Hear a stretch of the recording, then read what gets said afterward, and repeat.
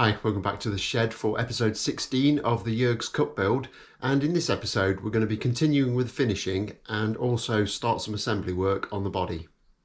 Okay, so last time we got the start of this burst done by staining on the amber and the red. In this episode we're going to finish it off by spraying on the black outer element of the burst and then covering the whole thing with clear coats. But before I do that, there might be one or two little bits of grain filling or repair work that we need to do on the body. So I'm going to spray on a couple of thin coats of clear just to seal the whole thing off and kind of act a little bit like a sanding sealer. From there, if there are any little nicks or chips that need repairing, I can do that. I can probably just drop some super glue into that and flat it off, and then we can go about spraying the black and getting the clears on. I've got the workshop kind of ready. I've got a table set up to mix my paint and everything on. And if we look over in the corner, the spray booth is all set up and ready to go. I've had a little bit of a clean out. It's a bit cleaner in that corner than it was before, so we should be good to go. And as you can see, I've already got the body mounted on a stout piece of wood in the neck pocket to hold it in place while we spray it. So without any further ado, I'm going to nip over to the table, mix up some clear and just give this those two clear coats.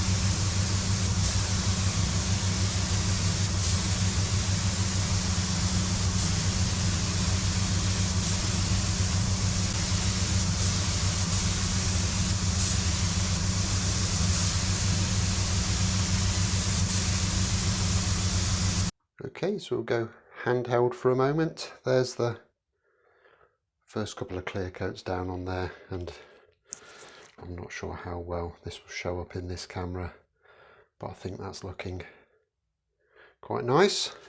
Turn it over, and that's the top. Now, the light's not brilliant in this corner, but I think that does give you a fairly good idea of what it's going to look like. So it's getting quite late now, so I'm going to leave this overnight. We'll get back to it tomorrow evening when hopefully it's gone off enough for it to have a quick nib down, and then we can apply that black around the edge. Okay, so it's the next evening now, and I've given this a bit of a rub down just to denib it on the edges because it was a little bit rough, especially on these round overs, but it's sealed up beautifully, and the lacquer hasn't really sunk into this wood, which is very pleasing. So hopefully we won't have to do a bunch of grain filling once we come to kind of finish this off properly in a few weeks' time. Now, there were a couple of knots on the back with fairly sizable gaps in them, this one here and this one there. So I've just spot filled those with a little bit of CA glue, but they've filled out nicely, so happy with that. So it's just a case now of getting it back over to the spray booth, getting some black paint mixed up so we can put the rest of the burst on.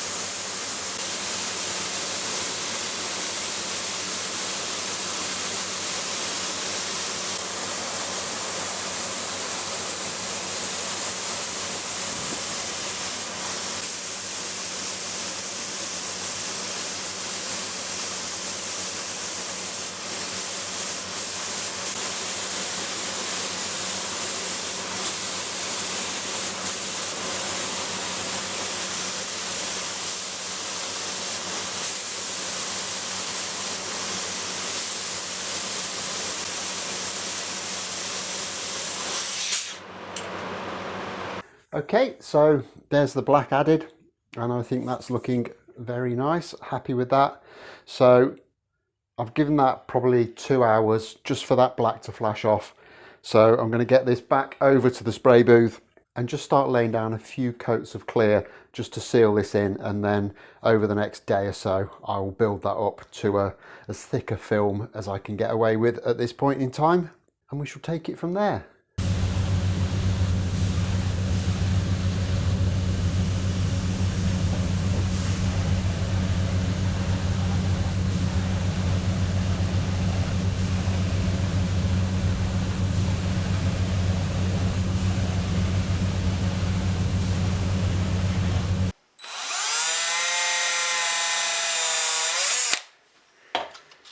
One job I've been meaning to get out of the way for quite a little time now is these dot markers. It's not that I've been putting them off, I just keep forgetting to do them, so I quickly stuck those in. Didn't really take that long at all.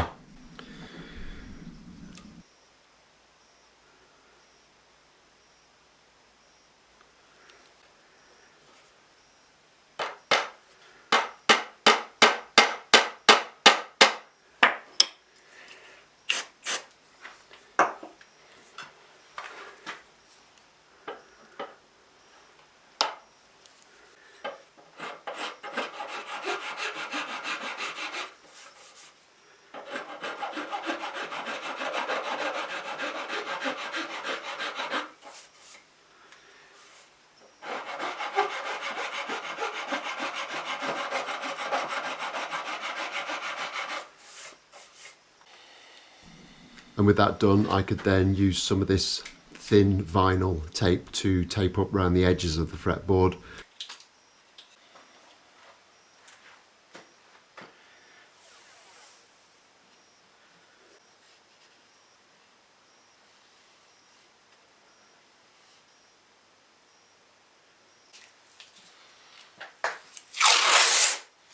And then just cover the rest of it with my normal blue painter's masking tape.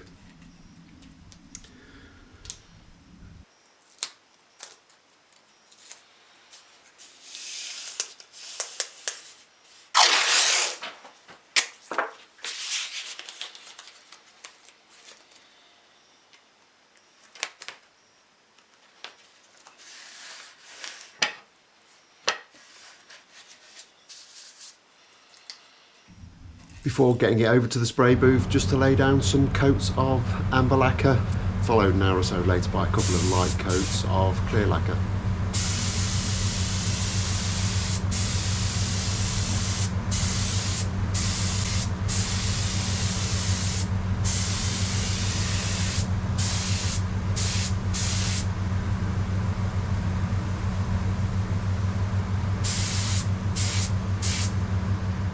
Okay, so it's time to start putting this thing together. The lacquer is nowhere near ready, but we are where we are.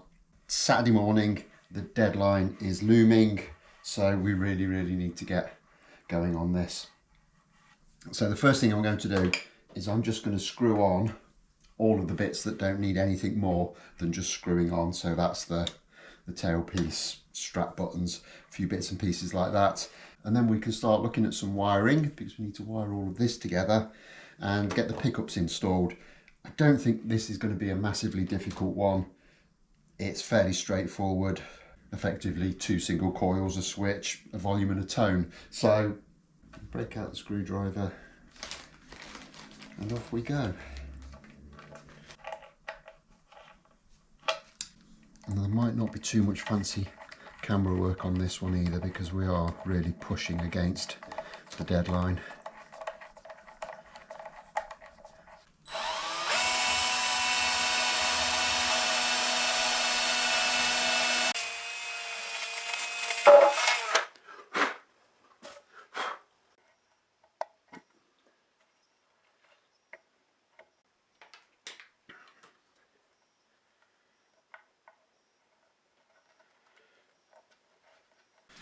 Okay, so next up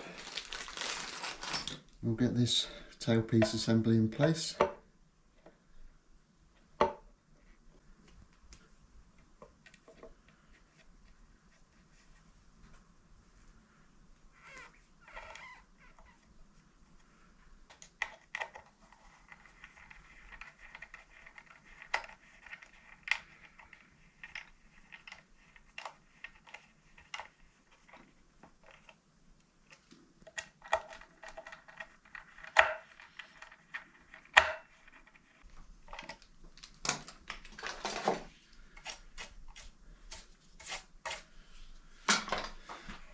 And with that done, we can now turn our attention to getting some of the wiring done, and we'll make a start with this little control panel.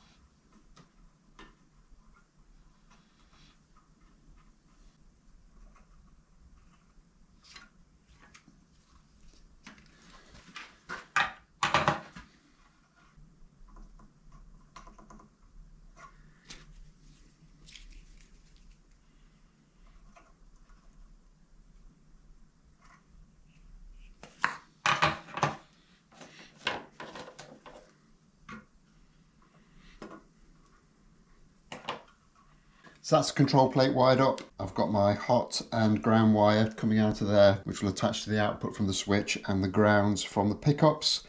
And then I think we're pretty much done with the wiring.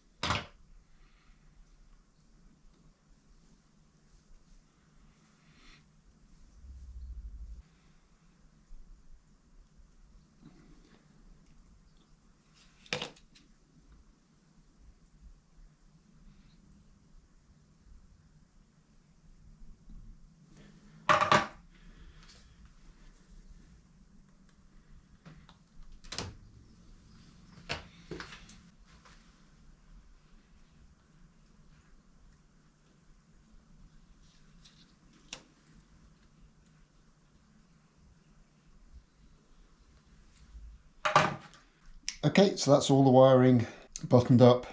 Hopefully it will all work okay. It's not a complex setup, so I can't see any reason why not, but we'll get it plugged in and see how we've done. So that's the bridge pickup.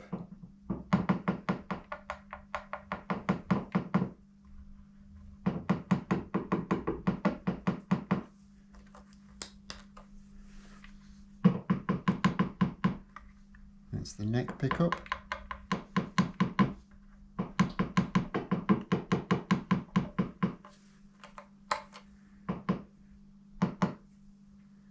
And and that's both on together. Everything seems to be working fine. So we'll get the pick guard buttoned up, and then that's the body element of things done for the time being.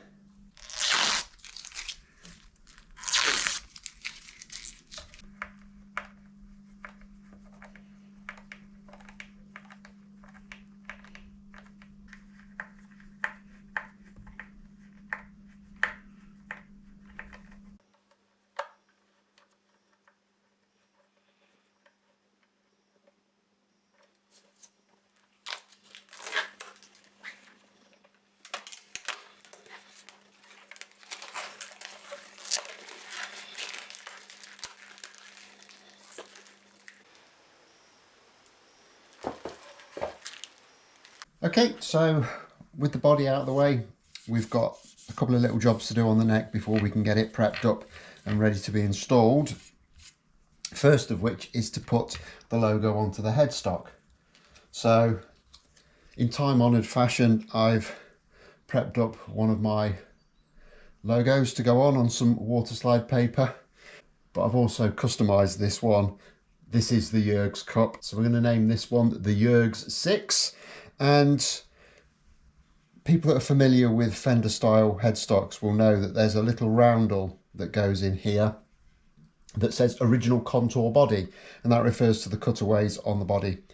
Now I've done something slightly different on this to commemorate my mate Jurgs, which after all is what this build is about. I've replaced that with a little picture of Jurgs looking pensive and thoughtful. It's actually my favourite picture of him, so that is the headstock decal we're going to go with. So we just need to get this soaked in some water to get it off its backing paper, get it in position and get at least a few coats of clear over it to seal it in place, and then get on with the rest of the work that needs doing to the neck so that we can at least get this playing by the deadline.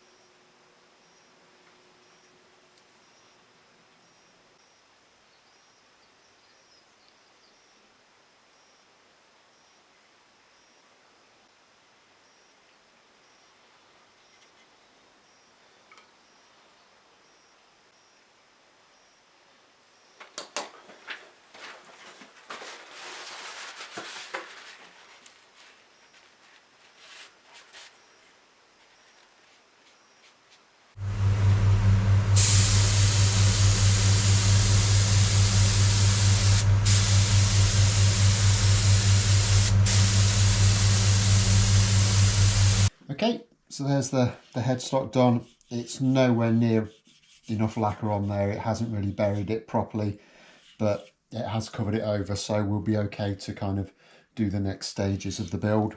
And that is to get these frets sorted out.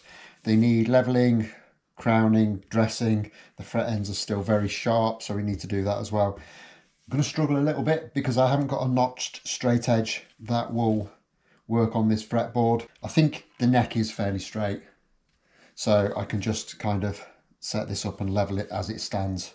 Hopefully that will be okay. But unfortunately, all of that is beyond the scope of this video. I'm going to have to leave this one here. So as always, don't forget to hit that like button if you've enjoyed this. Subscribe if you haven't already done so. And I'll be back tomorrow night with the final episode of this series where we'll get this thing set up, playing, and we'll give you a little bit of a demo. So until then, thanks a lot for watching. Bye-bye.